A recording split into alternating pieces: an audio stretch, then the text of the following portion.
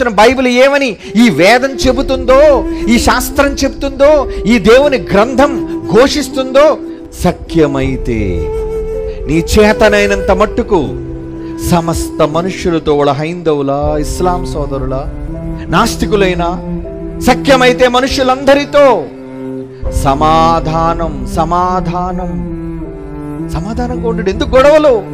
లేదంటే మాకు అన్యాయం జరిగిందంటావా? ఏం చేస్తావు? నువ్వు పగ తీర్చుకుంటావా? నువ్వు క్రైస్తవుడు అయ్యా, నువ్వు పగ తీర్చుకునే హక్కు దేవుడు నీకు ఇవ్వలేదు.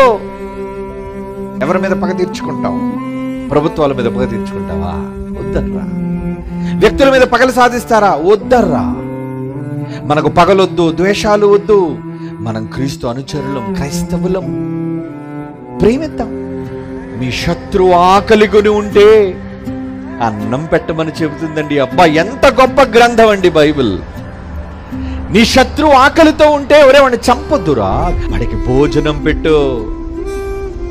దప్పికతో ఉంటే, దాహంతో ఉంటే వాడికి మంచినీళ్ళు ఇవ్వు. కీడు వలన నువ్వు జయింపబడద్దు. వద్దు, కీడు అనేది వద్దు మనకి. మేలు చేత కీడును జయించండి అంటున్నాడు. చూడండి, దేని చేత దేని జయిస్తారు చెప్పండి? మీరు కూడా వాళ్ళలా కీడు చేస్తారా? చెయ్యకూడదండి, చెయ్యలేం మనం. కీడు చేత జయించబడద్దు. ఏమండి? మేలు చేత కీడును జయించండి అంటున్నాడు. జయం ఎప్పుడు? జయం నువ్వు ప్రేమ చూపిస్తేనే జయం.